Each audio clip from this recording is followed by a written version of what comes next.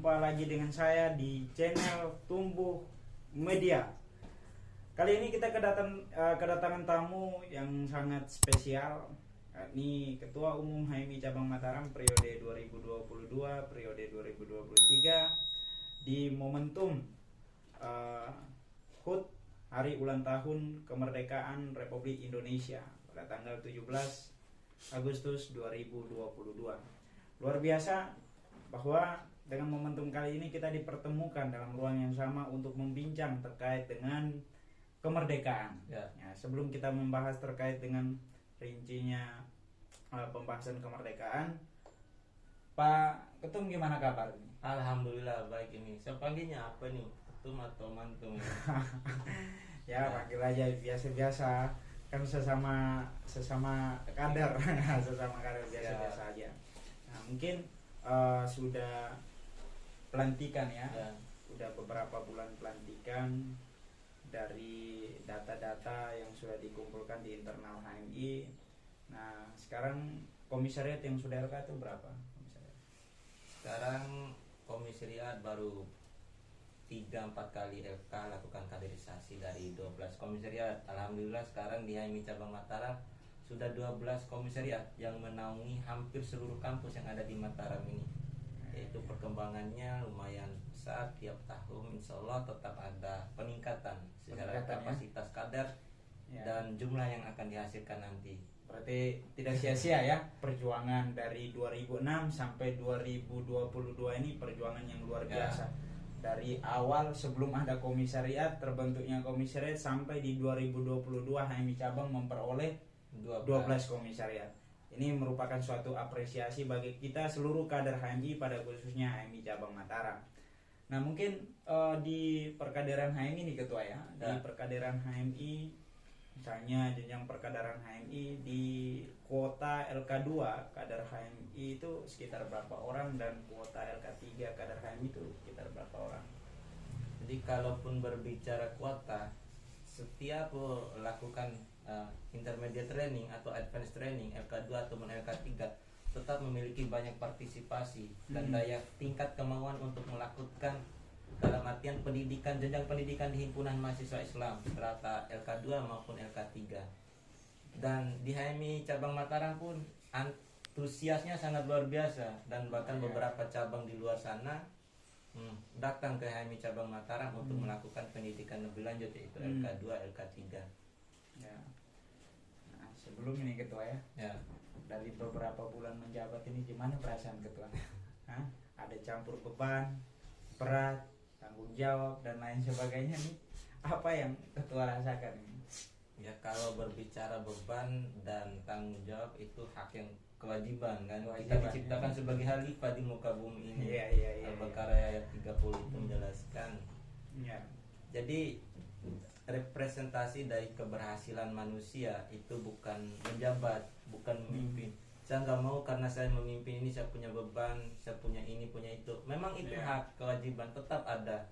Tapi setiap manusia mempunyai hak yang sama untuk mendapatkan apa yang diinginkan, apa yang menjadi kemauan.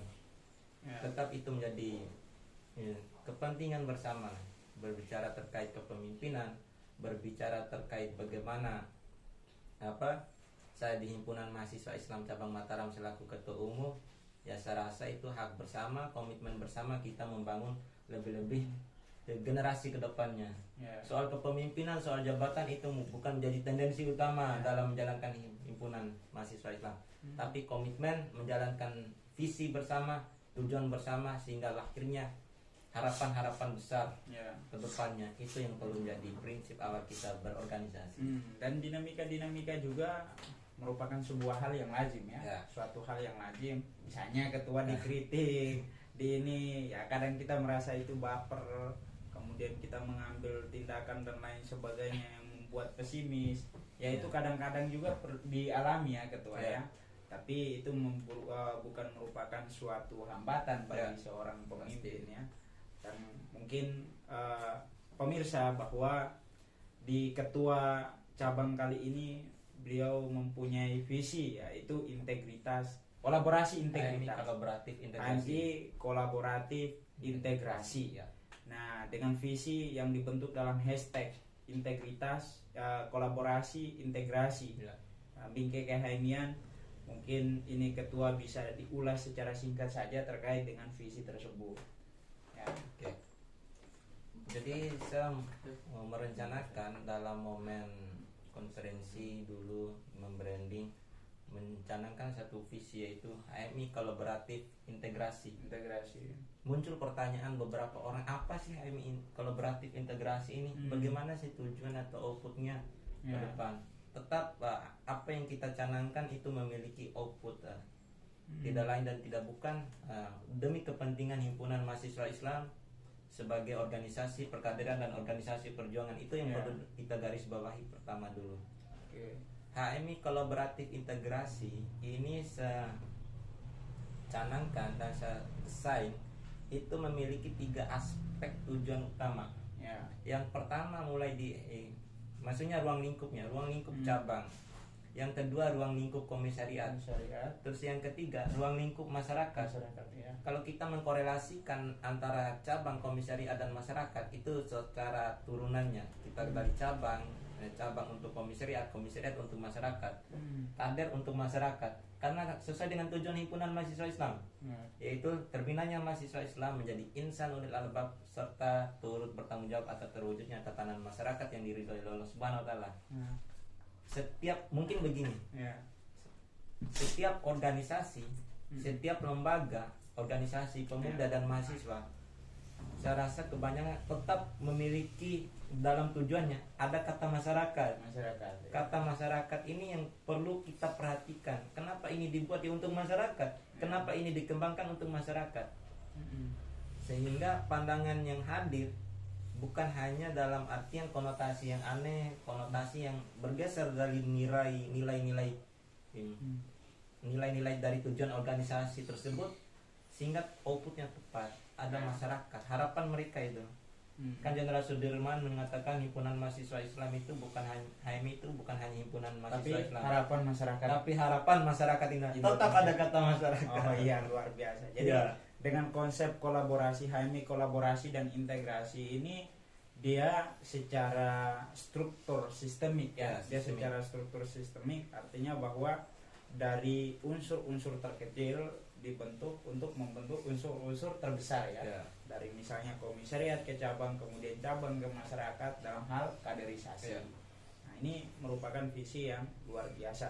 Tapi ngomong-ngomong nih ketua ngomong-ngomong dalam beberapa bulan ini sudah dilantik dilantik, dan menjelang beberapa bulan agenda di cabang yang agenda besar di cabang yang dalam waktu dekat ini dilaksanakan itu apa?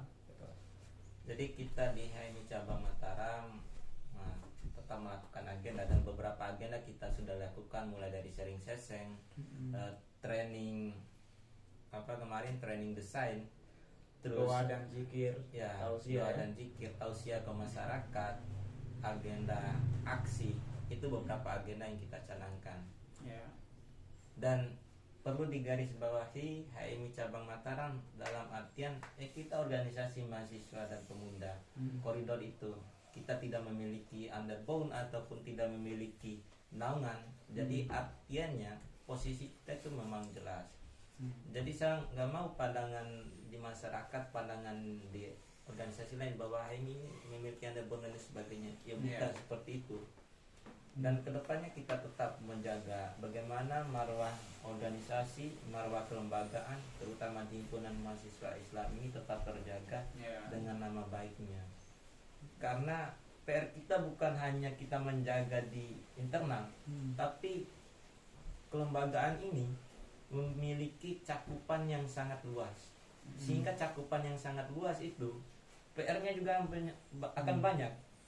Dalam artian bisa kita mau dalam melawan eksekutif ataupun legislatif, itu PR yang sangat besar. Karena itu tujuan kita. Karena kekuasaan kan hanya mereka aja, trias politika, sehingga melabeli satu negara bukan hanya sekedar milik mereka itu yang kan oligarki kan semakin merajalela. Posisi saat duduk di singgasana mewah yang sangat luar biasa, sehingga saya ini tinggal A, I, U, E, O, tinggal perintah. Dan kalau kita melihat posisi seperti itu, posisi HMI kira-kira di mana? Dan lebih ke depannya kita sebagai stabilizer atau stabilitator bagi antara kekuasaan dengan masyarakat, kita berada di tengah. Sehingga itu yang menjadi komitmen bersama ke depannya dalam menjaga instabilitas nasional, instabilitas daerah. Tidak dipungkiri apapun bisa terjadi. Dan ke depannya, karena jadi PR satu lembaga itu, apalagi lembaga mahasiswa dan lembaga pemuda, jangan sampai kita terlena terhadap situasi, kita lupa terhadap esensi kita di mana, posisi kita di mana. Jangan sampai dalam artian kita organisasi mahasiswa tapi bergerak secara politik. Saya tanya, kira-kira seperti apa? Kenapa kita ini organisasi mahasiswa pemuda, himpunan mahasiswa Islam lembaga, tapi ada yang bergerak secara politik? Ya jangan masuk HMI, masuk aja parpol. Kayak partai mahasiswa ya, kira-kira gitu. Ya kira-kira gitu lah. Partai mahasiswa itu sebagai wadah mahasiswa untuk berpolitik ya, kiranya begitu. Oke, baik, itu latar belakang ya, latar belakang atau garis besar singkat dari HMI Cabang Mataram dan juga prospek ke depan HMI Cabang Mataram dalam mengabdi untuk masyarakat. Nah, di momentum kali ini terkait dengan refleksi 17 Agustus 1945 dan 2020 bahwa penjajahan dalam bentuk perlawanan pahlawan-pahlawan dulu itu memerangi penjajah ya. memerangi atau melawan penjajahan, dan harus dihapuskan penjajahan di atas dunia ini. Namun lagi-lagi ada penjajahan gaya baru ya, penjajahan gaya baru. Ini para netizen, para YouTubers, para subscribers yang budiman, bahwa penjajahan gaya baru artinya bahwa kita juga mempunyai jurus-jurus baru untuk melawan penjajahan baru. Semisal perang melawan neokolonialisme, liberalisme dan imperialisme. Nah, sehingga di momentum kali ini mungkin kita akan membincang-bincang terkait dengan HMI dan kemerdekaan. Ya. HMI dan kemerdekaan ini lebih pada substansinya, bahwa apa yang ketum maknai terkait dengan HMI memaknai kemerdekaan. HMI memaknai kemerdekaan. Nah, mungkin itu secara personalia dan mungkin secara umum ya, mungkin bisa dijelaskan. Jadi ini sangat menarik pembicaraan ini, momentum 17 Agustus ya, 77 tahun Indonesia merdeka. Pertanyaannya, ini umur yang sangat tua, apa yang mulai kita rasakan sekarang? Saya refleks sejarah. Dulu Soekarno setelah memproklamasikan kemerdekaan, banyak masyarakat yang ini, misalnya naik kendaraan yang berbayar itu mulai gratis karena kita merdeka kita nggak bayar. Tapi bukan seperti itu.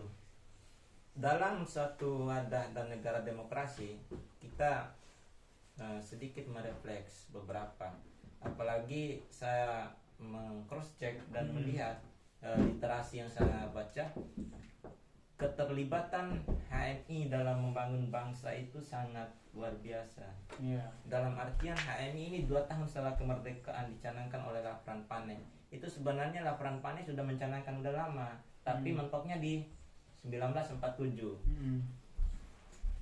Jadi kalau refleks sejarah, apa kontribusi HMI?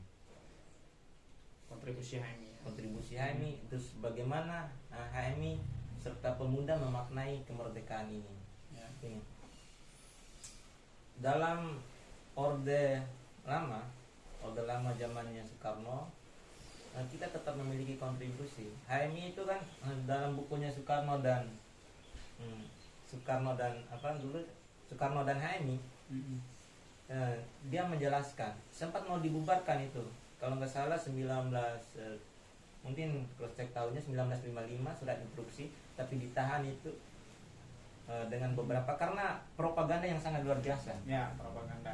Karena pertarungan nasional dulu ada 3 parpol terbesar. Yang pertama PKI, Masumi sama PNI. Ini yang terbesar terlepas dari beberapa parpol lainnya. Karena persaingan ini banyak yang memandang juga HMI ini underbone-nya Masumi. Turunan Ya, sebenarnya itu tidak. Kalaupun ada yang mengatakan seperti itu, saya berani mengatakan tidak. Kenapa demikian? Ya, kalaupun ada yang berpandangan sama, saya tidak juga menyalahkan. Ya. Tapi kalau mengatakan underbone, itu saya salah. Atau di bawah naungannya HMI ini di bawah naungannya Masumi. Karena asasnya sama Islam. Ya, asalnya sama Islam ya. Sebelum itu mungkin Toa bisa jelaskan apa sih yang melahirkan dua pandangan ini, bahwa HMI itu lahir dari Masyumi, dan ada juga pandangan bahwa HMI itu lahir bukan dari Masyumi. Ya. Nah, ini mungkin bisa dirinci biar publik itu tahu bahwa HMI ini tidak lahir dari Masyumi. Ya, kiranya begitu. Karena begini, Lafran Pane pun walaupun dia anaknya dari orang tuanya Muhammadiyah, dia tetap menyalahkan karena beda organisasi mahasiswa dan pemuda sama ormas, organisasi masyarakat NU, Muhammadiyah, Ya. Dan beberapa ormas yang tergabung itu kan dulu kan masuk di Masumi dia, Ya. Majelis Syuro Indonesia, dan disitulah beberapa kelompok ini karena persaingannya. Jadi begini, HMI ini sangat ditakuti. Dalam artian bukan yang membawa negara ini akan dampak buruk, karena kepentingan di atas dulu terlepas dari kelompok PKI, kelompok PNI kan membentuk GMNI untuk sebagai lawannya HMI. Dan GMI Gerakan Mahasiswa Indonesia, bukan GMNI. GMI. Ya, Setelah itu CCGMI dibentuk. Dan jadi CCGMI itu adalah underbow-nya PKI, bukan GMNI. Iya, CGMI. Ya, CGMI underbone-nya PKI. Underbone-nya PKI. Tapi kalau PNI, GMNI Ya, 1954 kalau nggak salah itu ya. Benar. Itu kan 3 karena dulu kan kenapa CGMI ini dibuat? Karena melihat HMI, perpolitikan HMI itu di gerakan politik back to campus, itu sangat menguasai kampus. Hampir seluruh BEM yang ada di universitas yang ada di Indonesia itu dikuasai. Karena setelah BEM ada lagi di atas disebut PPMI. PPMI yang itu pun dikuasai oleh HMI. Karena gerakan kita kan dari door to door, dari kampus ke kampus, dari masjid ke masjid. Sehingga kan ada 2 visi utama yang dicanangkan oleh Lafran Pane. Yang pertama kan visi keindonesiaan dan keislaman. Ya, saya sering diskusi. Kalau ada yang memandang HMI ini anti nasionalis, saya bisa perdebatkan itu. Visi kita utamakan keindonesiaan, merawat kemerdekaan Indonesia, menjaga kemerdekaan Indonesia, kedaulatan NKRI, dan sebagainya. Nah, tapi kan tinggi derajat masyarakat Indonesia. Ya, mempertinggi derajat masyarakat Indonesia. Tapi lagi-lagi kan kita HMI, ya kan? Kita HMI lahir di 1947. Jadi selesai 2 tahun kemerdekaan RI, proklamasi kemerdekaan RI. Nah, artinya mungkin bisa ada timbul asumsi publik bahwa HMI itu hanya terima bersih aja, nggak ada perjuangan ya. Misalnya begitu ya. HMI itu hanya terima bersih aja, nggak ada perjuangan di tahun-tahun sebelum kemerdekaan. Nah, apa pandangan kita terkait dengan hal demikian? Kita untuk memaknai sesuatu itu kan ada secara historis. Ya, historis kan, apalagi inti mempertanyakan kontribusi. Kontribusi. Umur HMI sudah 75 tahun. Sudah sangat tua.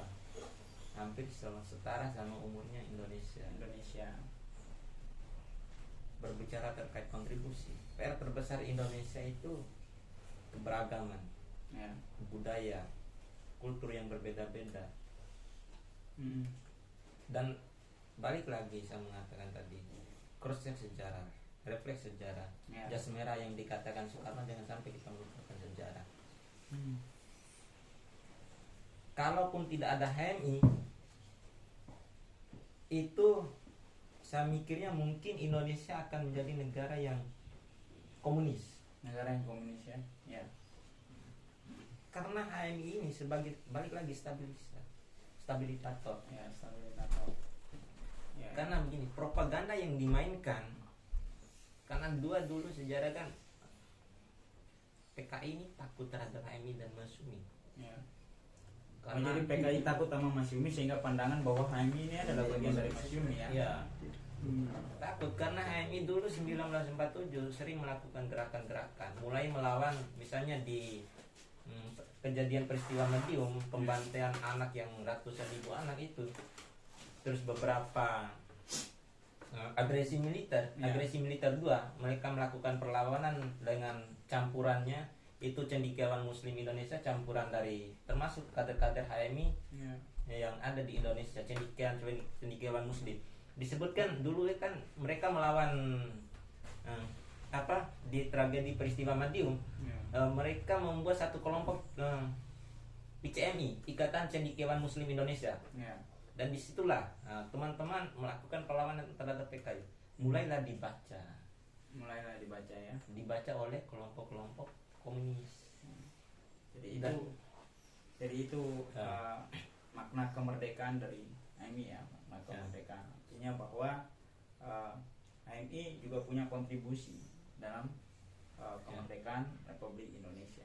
Nah, selain daripada itu misalnya kita sudah 77 tahun kemerdekaan Republik Indonesia. Nah, dari 77 tahun dari sekarang dan akan datang bahkan sampai 1 abad kemerdekaan Republik Indonesia, apa sih strategi atau konsepsi yang dibangun oleh HMI untuk menuju pada suatu Indonesia 1 abad kemerdekaan Republik Indonesia? Yang pertama, HMI itu organisasi perkaderan dan organisasi perjuangan. Kaderisasi itu diutamakan dan wajib itu. Karena jantungnya kehidupan HMI ada kaderisasi. LK1, LK2, SM maupun LK3. Dan situ perkembangan. Jadi apa kira-kira dari hasil itu? Kita akan membentuk SDM yang unggul, SDM yang kritis, SDM yang memiliki karakteristik intelektualitas yang berasaskan Islam. Tetap kita tidak bisa, Islam ini hal yang utama. Tetap kita tidak bisa lepas dari yang namanya dasar yaitu Islam. Karena propaganda persaingan terbesar itu bukan persaingan antara lingkup Indonesia. Ada propaganda Barat, itu yang lebih kita utamakan, melihat situasi Barat. Jadi HMI ini tidak menutup diri untuk belajar terkait Barat, terkait pemikiran-pemikiran Barat. Bahkan sampai ada pemikiran tuh yang bilang begini, HMI itu brains is Western, heart is Madinah. Jadi pemikirannya tuh Barat, hatinya Madinah. Mungkin begitu ya dalam tokoh atau ada peneliti yang bilang HMI itu seperti itu. Jadi pikirannya Barat, hatinya Madinah. Nah, terkait dengan konsepsi-konsepsi yang harus dibangun itu, mungkin langkah-langkah awal yang harus diambil HMI untuk menuju pada 1 abad kemerdekaan Republik Indonesia itu seperti apa? Karena di momentum kali ini kita telah merayakan 77 tahun Indonesia merdeka. Tinggal beberapa tahun lagi ya, 27 tahun lagi kita akan menuju pada 1 abad kemerdekaan. Nah, kira-kira bisa jelaskan apa tahap-tahap yang harus dilakukan? Yang pertama, kita tetap di bagian asal Islam, pengembangan SDM. Outputnya HMI ini akan menjadi cendekiawan Islam. Cendekiawan. Antara korelasi kaum intelektual sama kaum religius itu hasilnya. Itu kader HMI yang sangat-sangat kita inginkan memiliki nilai keunggulan tersebut. Terlepas dari itu, di sekarang ini kita juga lebih memfokuskan bagaimana pengembangan analisis konsep yang secara ruang lingkup nasional, pemahaman global, mulai dari perkembangan pendidikan global, ekonomi global, atau perpolitikan global. Itu secara geopolitik kan kita juga mulai masuk nanti ya, kalau di AKD itu masuk ke ideopostrata. Dan itu yang menjadi pengembangan SDM kita unggul, training kita lakukan, terus pemahaman analisis serta konsep mulai dari lokal, ruang lingkup nasional maupun global itu tetap kita kaji, serta skill tadi. Karena kebutuhan zaman itu bukan kebutuhan yang bersifat teoretikus, bukan hanya sekedar kita memaparkan teori, tapi kita akan menunjukkan skill ya, persaingan branding. Nah sekarang ini karena siapa yang terlihat itu yang dipakai, siapa yang memiliki skill itu yang dipakai. Dan kalau berbicara itu, jika kita menginginkan kontribusi terhadap satu bangsa, berarti kita harus punya sumbangsi pikiran, sumbangsi skill untuk pembangunan suatu bangsa tersebut. Dan itu kita usahakan sekarang. Artinya bahwa dari awal itu kita harus lebih pada kompetensi inti kader ya. Kompetensi inti kader yang melibatkan keterampilan, soft skill, kemudian keahlian dan lain sebagainya untuk menuju pada kader yang productivity up. Nah, kader yang productivity up itu sebagai suatu modal untuk menanggapi suatu tantangan-tantangan yang akan datang ya. Nah, itu yang harus dilakukan oleh HMI ya. Memang luar biasa. Jadi ini strategi atau konsep-konsep HMI yang akan dibangun dalam menjemput satu abad kemerdekaan. Nah, sebelum itu selanjutnya ya. Sebelum seru ya, jadi sebelum memasuki pembicaraan-pembicaraan yang lain, kita akan membahas tentang prospek HMI. Prospek HMI terkait dengan kemerdekaan, terkait dengan hari kemerdekaan. Bahwa kebanyakan kita itu kan memandang bahwa hari kemerdekaan itu sebagai suatu seremonial ya, suatu seremonial yang kita lakukan sebagai refleksi aja, tetapi pemaknaannya secara dalam, bahwa refleksi suatu perjuangan pahlawan-pahlawan dulu untuk kita memaknai betapa jasa-jasa mereka itu sangat besar. Nah, artinya bahwa itu bukan hanya sekedar seremonial selesai, kemudian ini berdiri bicara selesai, tapi ada suatu makna yang dalam. Makna itu secara batin dan juga fisik. Nah, kiranya begitu. Artinya bahwa kita harus merdeka secara fisik, ya kan? Merdeka secara mental, merdeka secara batin. Kalau misalnya kita lari pada ini, merdeka dari kebodohan, merdeka dari kemiskinan. Nah, itu juga sih merupakan suatu PR, pekerjaan rumah bagi Indonesia, bahwa harus tuntaskan misi-misi kemerdekaan yang belum tersampaikan atau sedang tertunda. Begitu kiranya, Ketua. Cuman begini. Jadi Muhammad Hatta pernah mengatakan seperti ini. Jadi kemerdekaan itu bukan sebuah narasi yang terus-menerus kita gaungkan, tapi sebuah tindakan terus-menerus yang harus kita perjuangkan.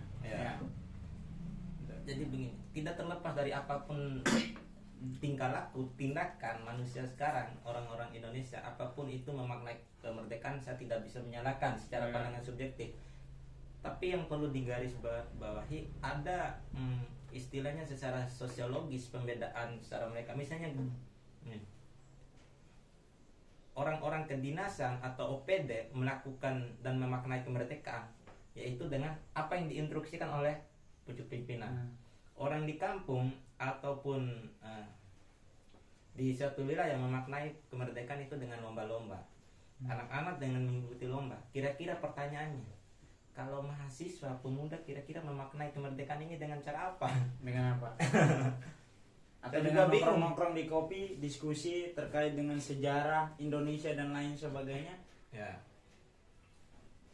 Saya sering, jadi pemuda dan mahasiswa harus mempunyai nilai yang pembeda dari yang lain, yang masyarakat biasa. Masyarakat yang lain ya, ada masyarakat biasa, mau kalangan anak di bawah umur, mau kalangan orang-orang tua, mau karangan-karangan petinggi-petinggi.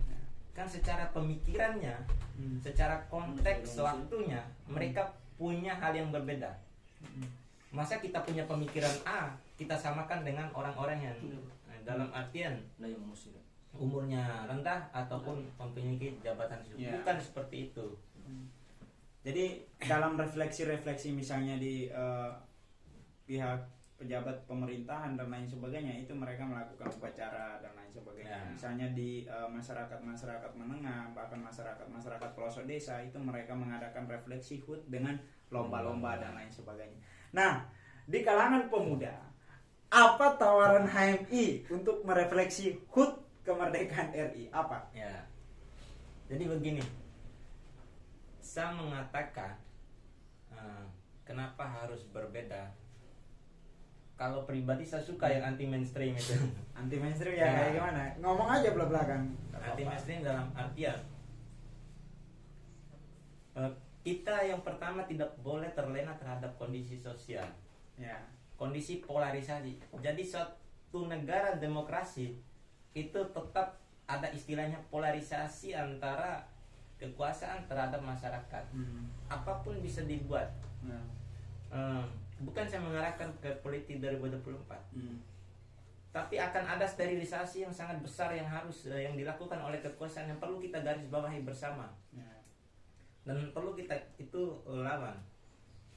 Dan sebenarnya antara dulu sejarah dulu kemerdekaan dulu, era orde lama orde baru, era reformasi sekarang sama dalam artian begini. Cara-cara yang dilakukan dan outputnya untuk meminimalisir kaum bawah, kaum proletar, itu cara sama outputnya, tapi cuma zaman yang menuntut dengan cara yang berbeda, outputnya sama. Oligarki ini semakin menguasai, kekuasaan semakin merajalela, ambisi kekuasaan menghalalkan segala cara. Perpolitikan kelompok yang sangat selalu kiri kanan itu menghampiri. Cuman sebagai pemuda saya sering diskusi, jangan sampai ada keterlenaan terhadap kondisi, jangan sampai keterlenaan terhadap situasi. Jika pemuda dan mahasiswa terlena terhadap kondisi dan situasi, maka hancurlah negara ini. Siapa yang menghancurkan? Pemuda itu sendiri.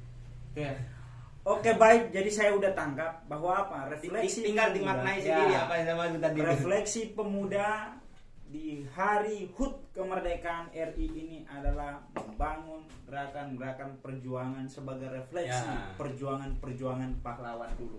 Kiranya begitu ya. Nah, itu sebagai refleksi yang harus dibangun oleh pemuda supaya gerakan-gerakan perjuangan secara lahiriah itu secara lahiriah dan batinia itu secara mengembara secara menggelora.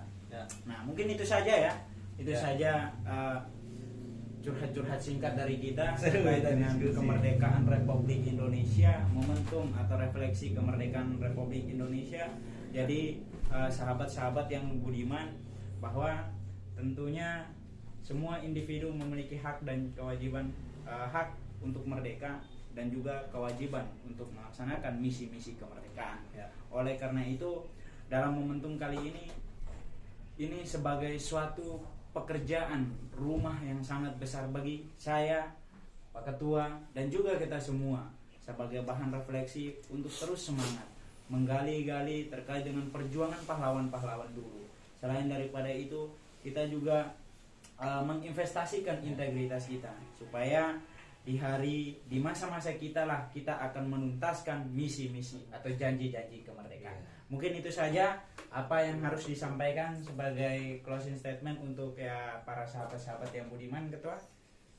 Jadi sedikit.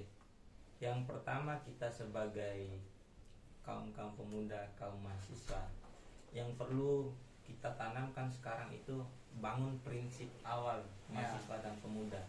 Tidak boleh keterlenaan, segala perjuangan kita tetap perjuangkan.